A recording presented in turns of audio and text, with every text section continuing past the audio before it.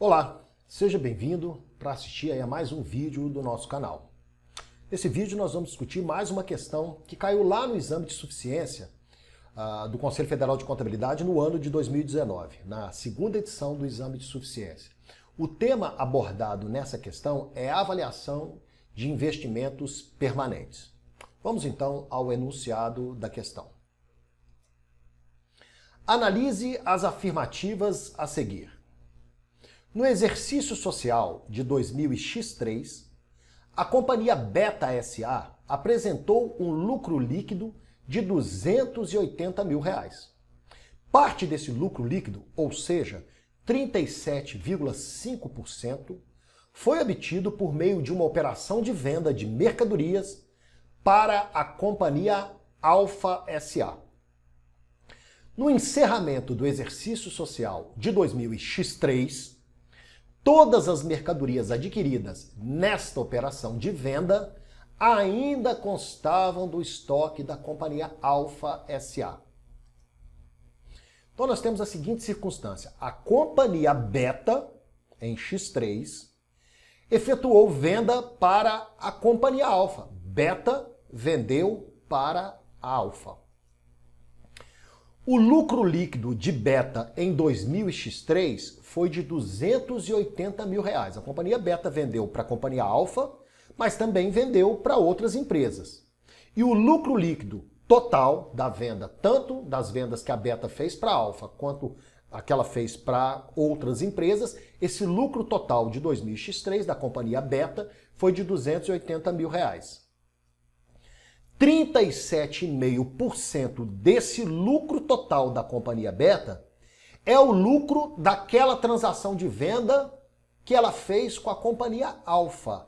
Então, o lucro contido na venda que a companhia Beta fez para a companhia Alfa é de R$105 mil. Esse lucro, ele é considerado um lucro não realizado, conforme a gente vai ver na sequência do enunciado. Porque a gente vai ver que existe uma relação de coligação entre essas duas companhias. E aí, como o enunciado diz que todas as mercadorias adquiridas permaneciam no estoque, se a gente considerar que a companhia Beta e a companhia Alfa são empresas coligadas, são empresas de um mesmo grupo, em termos de grupo, esse lucro é considerado como um lucro não realizado, porque essas mercadorias não foram vendidas pela companhia Alfa para terceiros, para outras pessoas, outras empresas que não pertencem ao grupo empresarial, companhia Beta, companhia Alfa.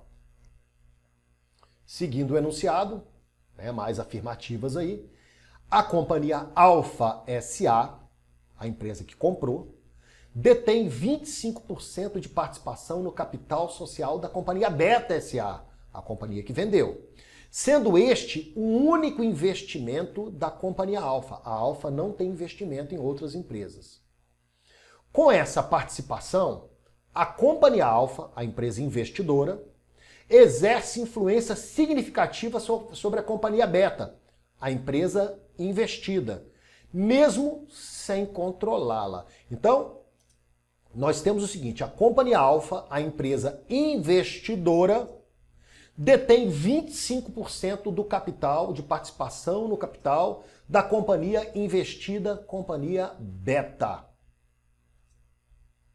Então está dizendo o seguinte no enunciado, a companhia Alfa exerce influência significativa sobre a companhia Beta SA, mesmo sem controlá-la. Então a companhia investidora, a companhia Alfa, exerce influência significativa sobre a companhia investida, a companhia Beta. A influência significativa caracteriza o que nós conhecemos, o que está previsto lá nas normas, como coligação. E essa existência dessa condição de coligação determina que o investimento lá no ativo da investidora, companhia Alfa, seja avaliado pelo método da equivalência patrimonial. Como é que funciona, de forma mais geral, o método da equivalência patrimonial? Variações no patrimônio líquido da empresa investida, da companhia Beta, vai provocar a necessidade de uma avaliação proporcional lá no investimento na companhia alfa, no ativo da companhia alfa, uma variação proporcional no valor do investimento de acordo com essas variações no patrimônio líquido da companhia investida. Ou seja, se o valor do patrimônio líquido da companhia investida aumenta, vai haver um aumento proporcional no valor do investimento da companhia investidora. Se o valor do patrimônio líquido da empresa investida diminui, vai haver uma redução proporcional no valor do investimento lá no ativo da companhia investidora. Isso aí, gente, como uma regra geral, nem todas as variações do patrimônio líquido vão provocar variações lá no investimento. Mas a variação que nós vamos discutir aqui é uma variação obtida com resultado, né, com lucro. E essa variação de resultado no patrimônio líquido da investida provoca variação no valor do investimento da investidora. Só mais um detalhe. A investidora é a companhia alfa, a investida é a companhia beta. Mas naquela relação, naquela transação de venda, foi a investida, a companhia beta, que vendeu para a investidora companhia alfa. E as mercadorias continuam no estoque da companhia alfa, que não vendeu essas mercadorias para terceiros. Portanto, o lucro da companhia beta nessa transação com a companhia alfa, de acordo com as normas, né, a norma que discute lá o método da equivalência patrimonial, esse lucro é considerado como um lucro não realizado. Mais uma afirmativa, a companhia Alfa SA não é controlada individualmente ou em conjunto e não sofre influência significativa de outras companhias. Então o que nós temos aqui na questão é o seguinte, nós temos um relacionamento de coligação entre companhia alfa e companhia beta e não tem mais nenhuma outra empresa dentro deste grupo empresarial. Então, somente alfa, a investidora, avalia o investimento em beta pelo método da equivalência patrimonial. Bom, considerando as informações apresentadas e o que dispõe a norma brasileira de contabilidade ITG 9R1, o nome dessa norma é Demonstrações Contábeis Individuais, Demonstrações Separadas, Demonstrações Consolidadas e Aplicação do Método da Equivalência Patrimonial. Esse é o nome da norma. Então, considerando essa norma, no encerramento de 2003, pode-se afirmar que... Então, aí nós temos aí 4 respostas e as 4 respostas pedem as mesmas informações, porém com valores diferentes. E quais são essas informações?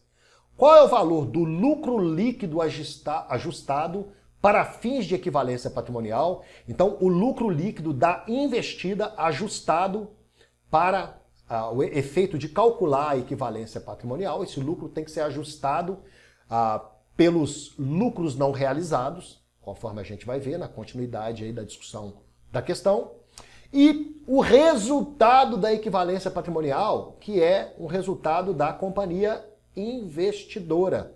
Esse resultado pode ser uma receita de equivalência patrimonial, se ele for positivo, ele vai ser uma despesa de equivalência patrimonial, se ele for negativo. Então, o que nós queremos é o lucro líquido ajustado para fins de cálculo da equivalência patrimonial, ou seja, é a base de cálculo da equivalência patrimonial, e o resultado da equivalência patrimonial.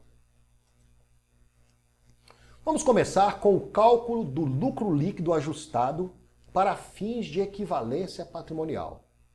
O enunciado apresenta para a gente que o lucro líquido no período da companhia beta, a empresa vendedora, e a empresa investida é de R$280 mil.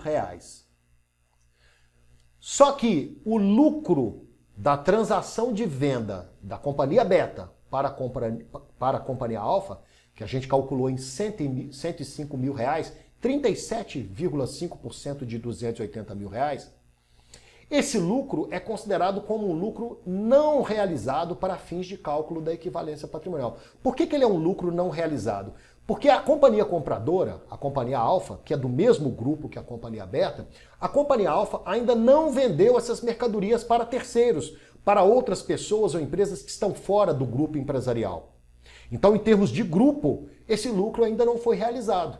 E como determina a norma que foi citada, a ITG 09, esse lucro não realizado, ele deve ser subtraído do lucro total da empresa investida, para fins de cálculo da equivalência patrimonial.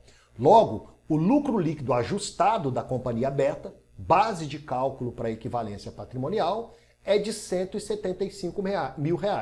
É o lucro total da companhia beta no período, R$ 280 mil, menos a parte do lucro não realizado, que se refere à venda que a beta fez para a companhia alfa. Então, o lucro ajustado, R$ 175 mil.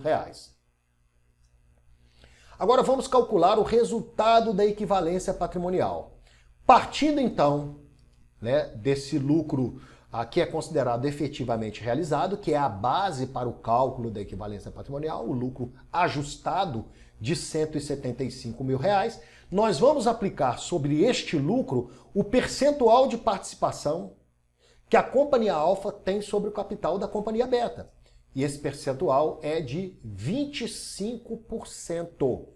A companhia alfa detém 25% do capital ou de participação no capital da companhia beta. Logo, 25% desse lucro ajustado pertence à companhia alfa. Ela pode até não ter acessado ainda financeiramente, recebido esse lucro na forma de uma distribuição, mas esse lucro pertence a ela. E, portanto, o valor do investimento da companhia alfa, lá no ativo da companhia alfa, deve ser ajustado por este valor. E este valor é de R$ 43.750. Como o patrimônio líquido da empresa investida, a companhia beta, foi aumentado por ocasião deste lucro, o resultado da equivalência patrimonial é um resultado positivo. É uma receita de equivalência patrimonial no valor de R$ 43.750, que vai para o resultado da companhia investidora como uma receita e tem como contrapartida um aumento no investimento lá no ativo da empresa investidora neste mesmo valor. Bom, vamos ver então qual é a resposta correta. Então, considerando as informações apresentadas e o que dispõe a norma brasileira de contabilidade ITG 09R1, no encerramento de 2000X3 pode-se afirmar que, bom, a nossa resposta correta é a letra D. O lucro líquido ajustado para fins de equivalência patrimonial é de R$ 175 mil. E o resultado da equivalência patrimonial é de R$ 43.750. E aí, gostou do vídeo? Tomara que tenha gostado. Se você gostou, dê o seu like, dá uma curtida aí no nosso vídeo. Não se inscreveu no canal ainda? Então faça isso, se inscreva no nosso canal. E divulgue esse vídeo para suas redes de relacionamento. Ele pode ser interessante aí, pode ser útil para outras pessoas. Até o nosso próximo vídeo. Um grande abraço.